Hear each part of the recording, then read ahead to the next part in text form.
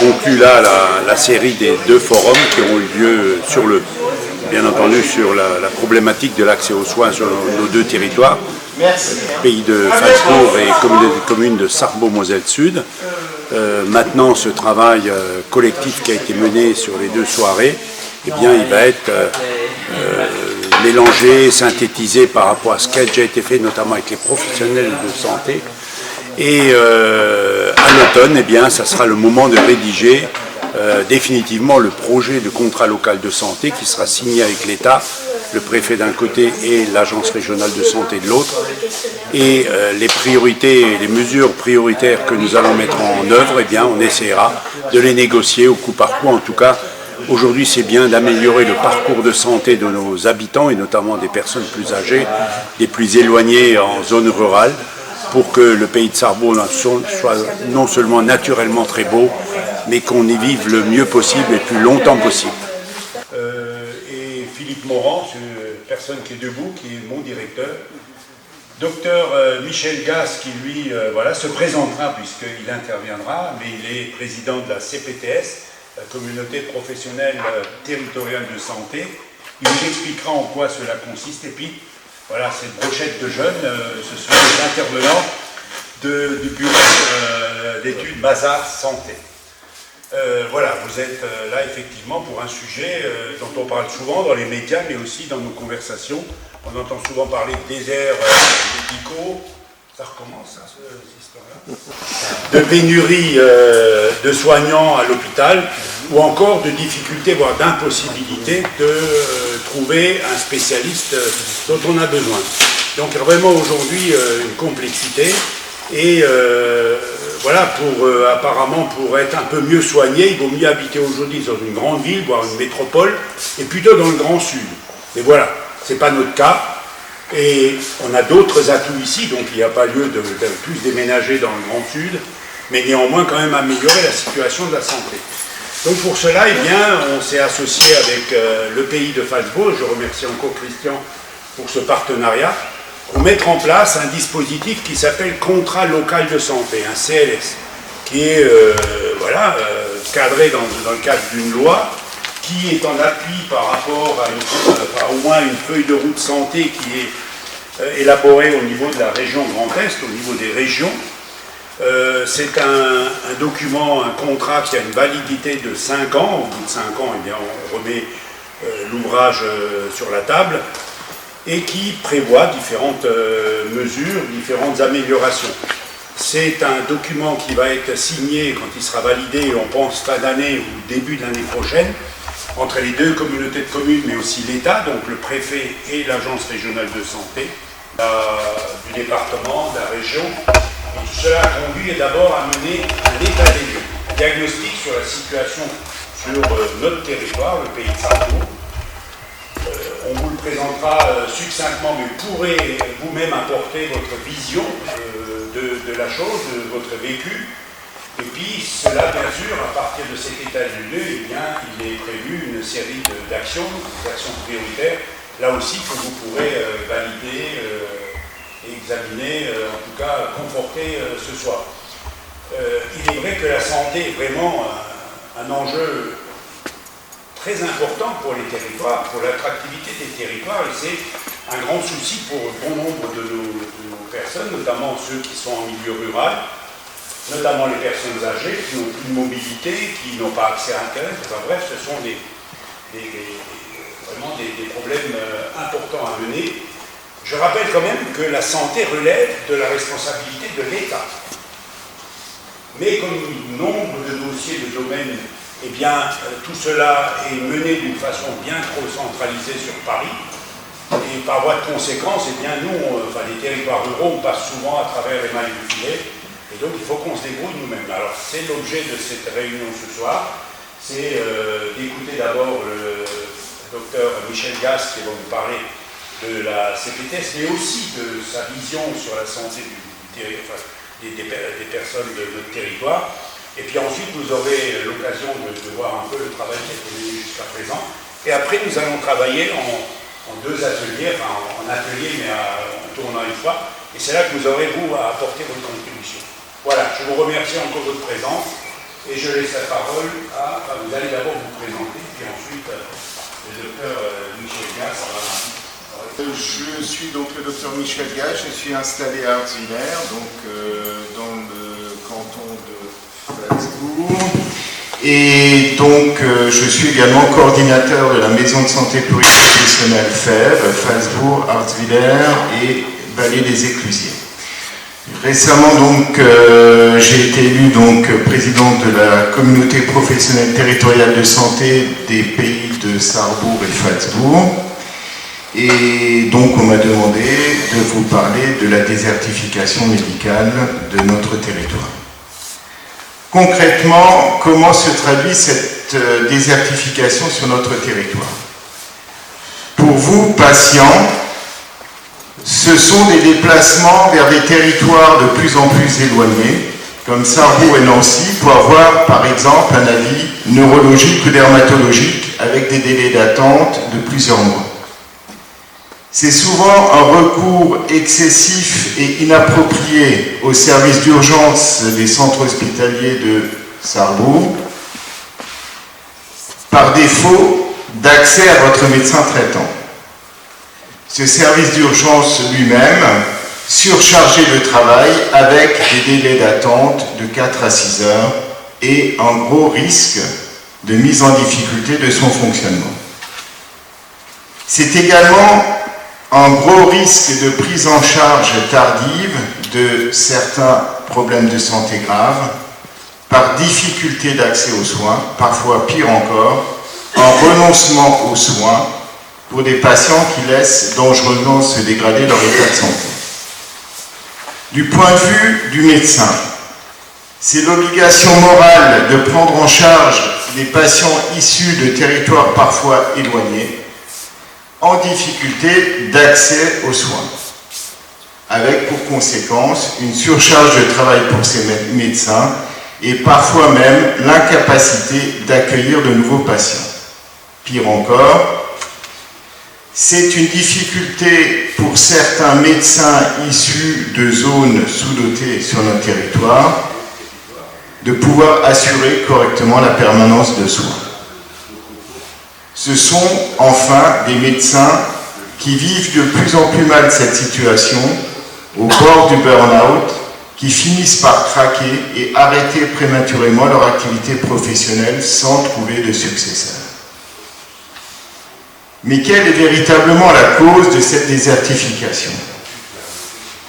Comme ailleurs en France, et surtout dans des territoires ruraux comme les nôtres, ces territoires ont fait l'objet d'une transition démographique et épidémiologique. Transition démographique qui est marquée, comme partout ailleurs, par un fort vieillissement de la population, avec des enjeux en termes d'isolement et d'accès aux soins, d'où la nécessité d'une véritable réflexion sur la création de structures spécialisées en nombre suffisant pour prendre en charge les personnes âgées dépendantes. Mais cette réflexion devra aller au-delà des structures telles que les EHPAD, dans la direction sans doute de la création de véritables services d'accès et d'aide à la personne et aux accompagnants, permettant de maintenir le plus longtemps possible ces personnes à domicile.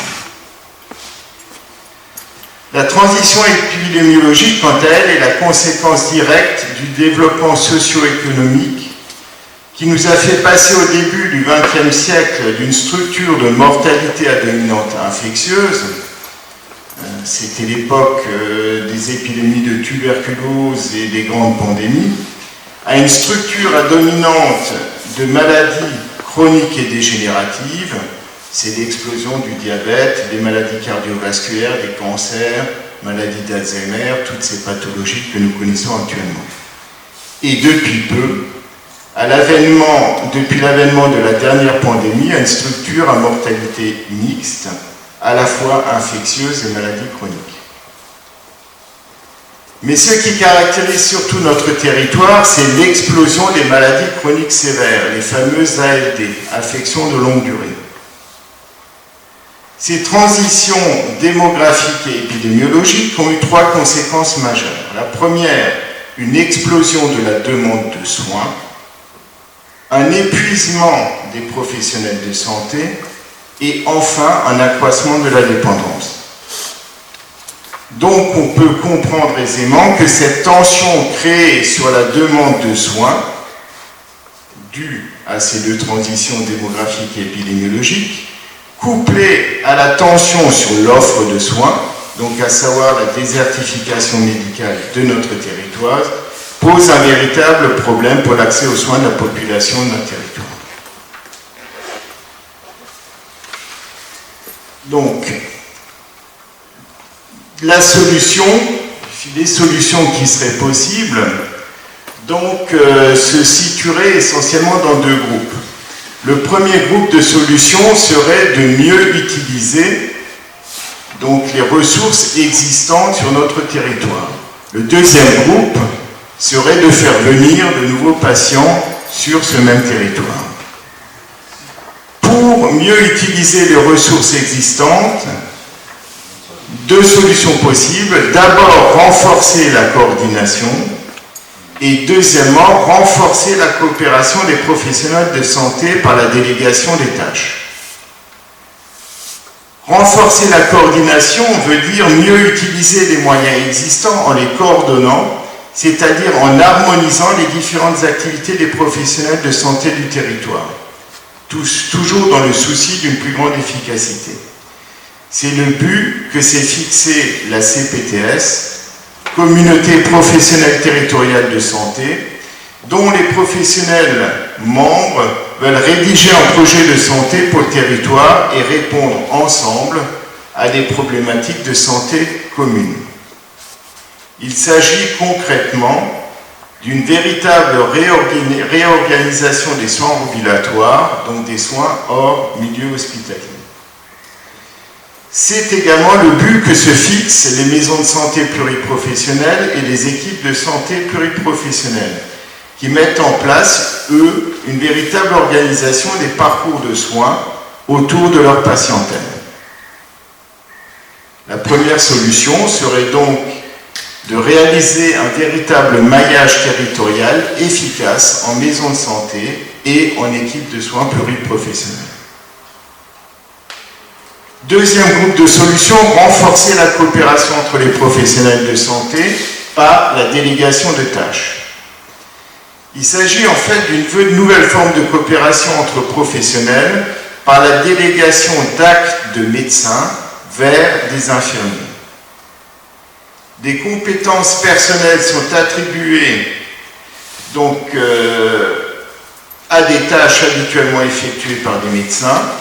Cette délégation de tâches pourra se faire soit au travers donc, des nouveaux métiers, infirmières en pratique avancée et assistants médicaux, soit par la rédaction de protocoles de délégation de tâches. Les infirmières en pratique avancée sont des infirmiers et infirmières ayant un savoir approfondi et une compétence confirmée. Elles participent à la prise en charge des patients qui leur ont été confiés par un médecin. Elles voient par exemple régulièrement donc, un patient pour le suivi de sa pathologie chronique, renouvellement de traitement, suivi de l'hypertension, du diabète. Dans tous les cas, elles reviennent vers le médecin lorsque les limites de leurs compétences sont atteintes et en cas de dégradation de l'état de santé du patient.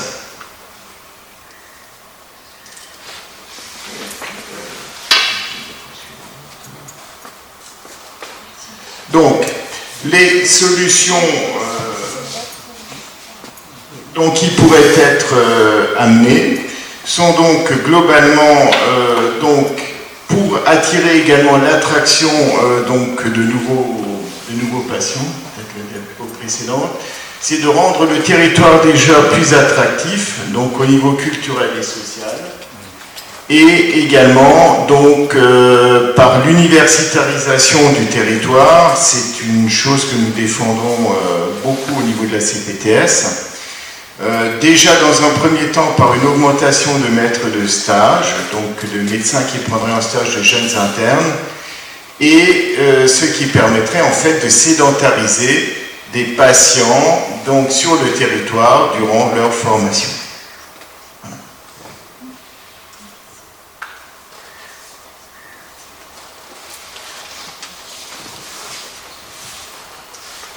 Merci, Dr Gaz. Du coup, maintenant, on va vous présenter de manière succincte le diagnostic territorial qui a été élaboré.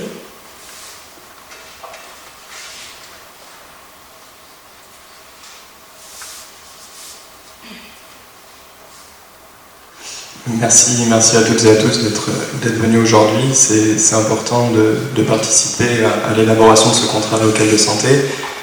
On était hier à Littlebrown pour une démarche similaire qui avait réuni, bon, le fait de la musique oblige à un tout petit peu plus de monde. Et on pourra vous restituer également ce qui a été dit, mais ce sera les mêmes thématiques qui seront abordées lors des groupes de travail. Pour l'heure, on va vous restituer très brièvement le diagnostic qu'on a pu élaborer.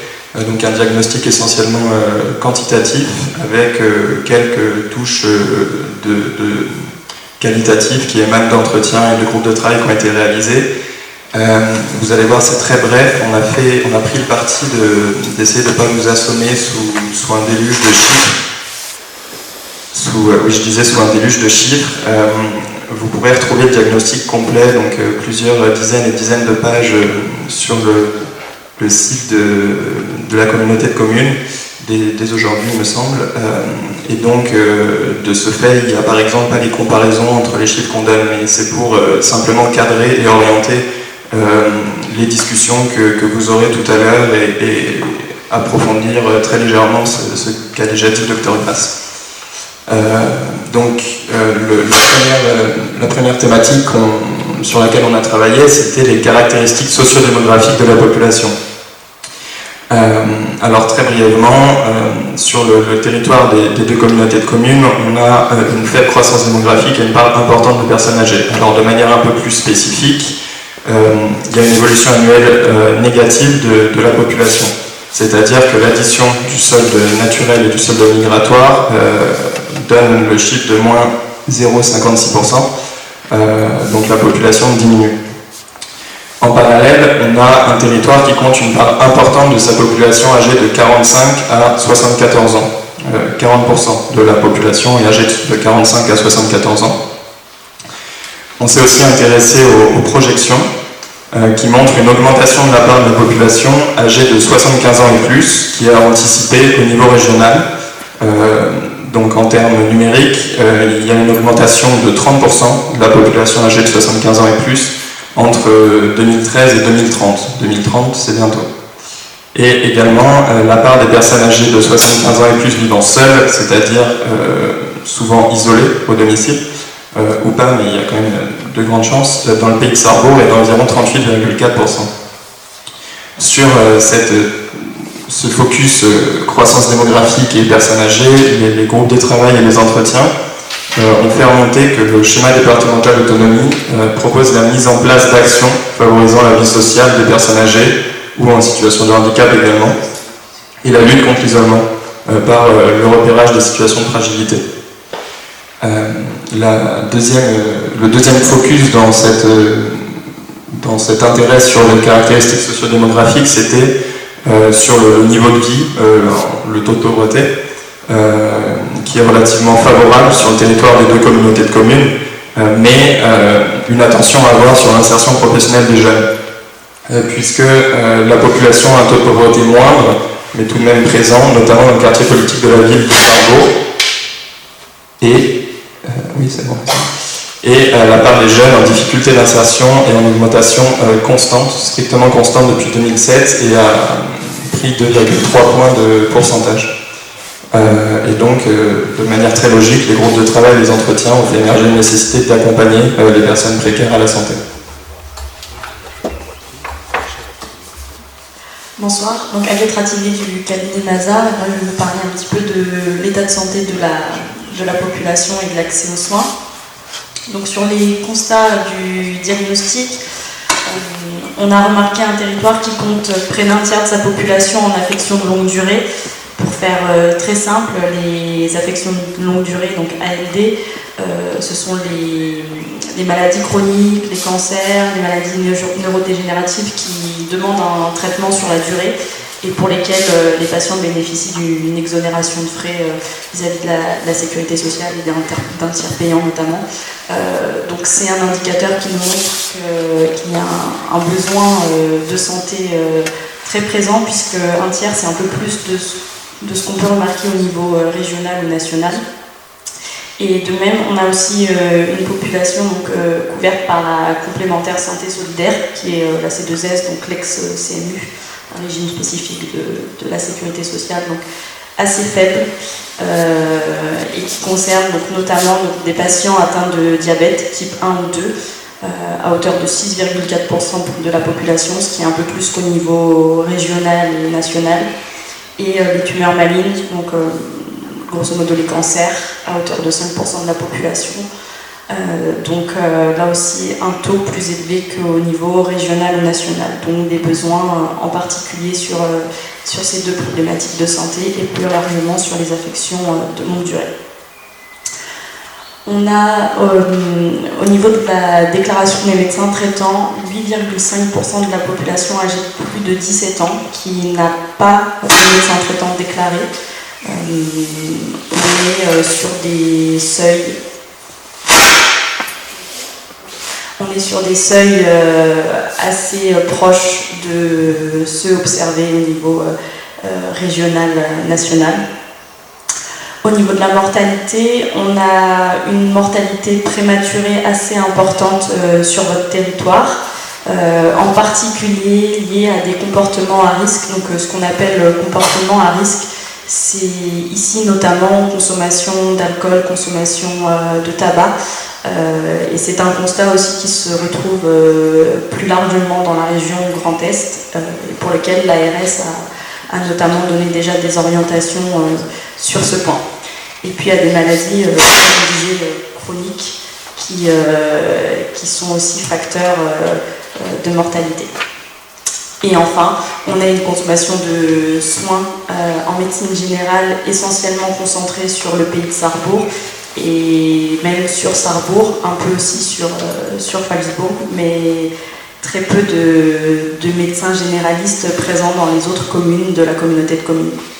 Alors concrètement, comment ça se traduit pour les habitants ? On a d'abord des médecins généralistes surchargés qui ne prennent plus de patients, ce qui peut être problématique notamment pour les nouveaux arrivants ou pour les enfants qui sont en âge de déclarer leur médecin traitant.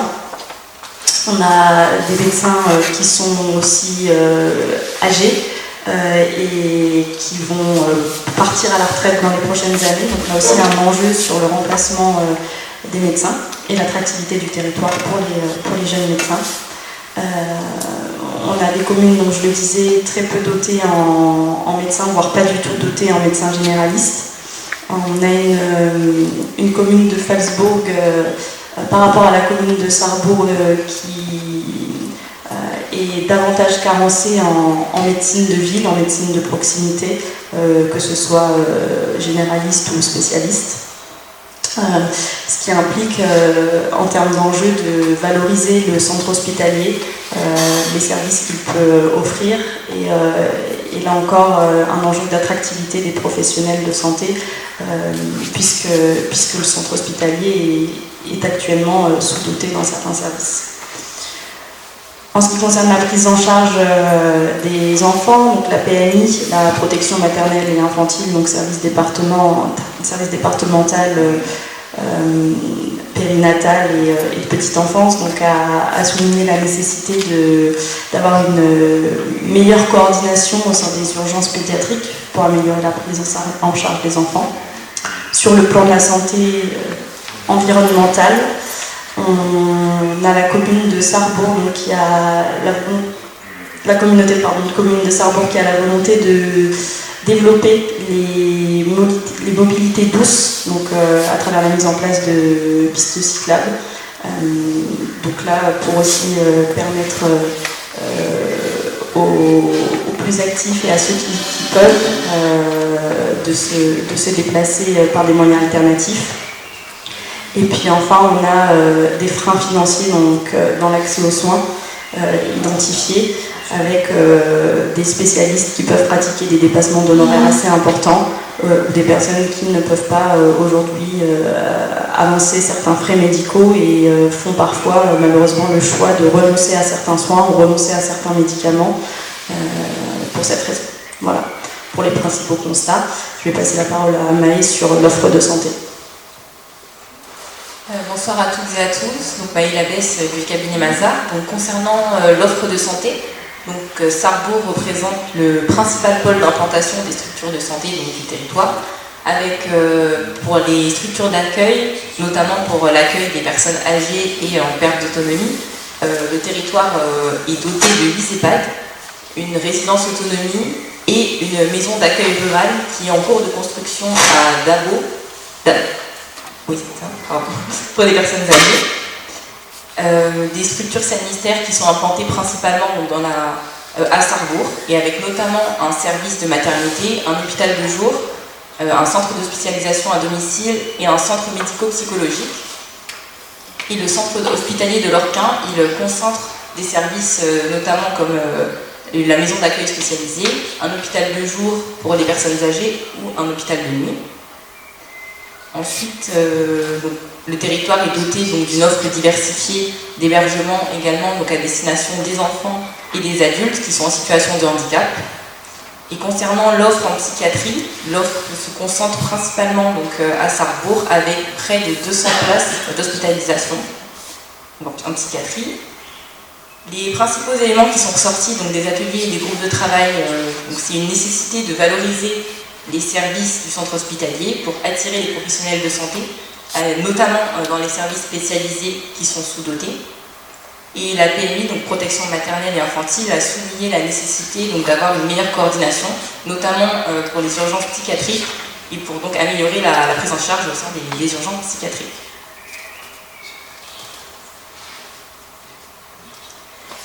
Et enfin, au niveau de l'offre de prévention sur le territoire, donc 3 principaux points ont été identifiés.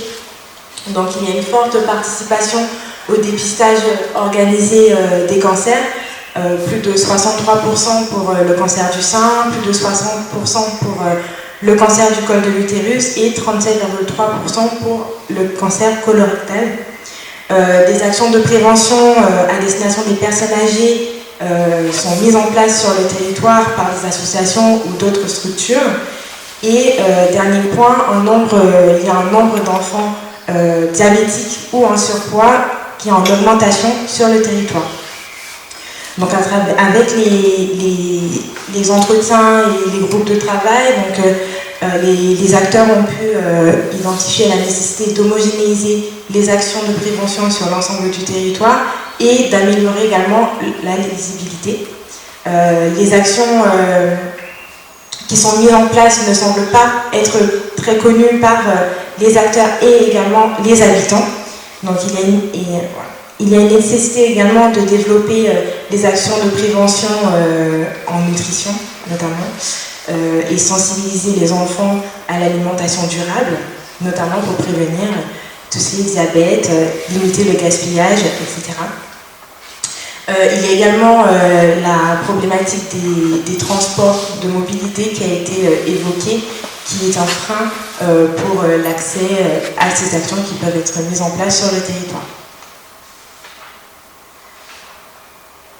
Alors maintenant, nous allons passer aux tables rondes.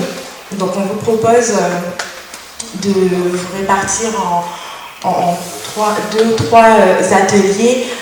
Donc en fait, suite au diagnostic quantitatif et qualitatif, 3 thématiques ont été identifiées. Donc la démographie médicale et l'affectivité du territoire, la prévention et promotion de la santé et l'accès aux soins. Donc concrètement, comment ça va se passer? L'idée, c'est vraiment pour améliorer l'identification des besoins, des attentes et des difficultés que vous rencontrez sur le territoire. On va identifier ensemble qu'est-ce qui fonctionne bien, qu'est-ce qui dysfonctionne, donc ce qui existe mais qui mérite une amélioration, et quelles seraient les actions à mettre en œuvre pour répondre à ces problématiques qui peuvent être identifiées.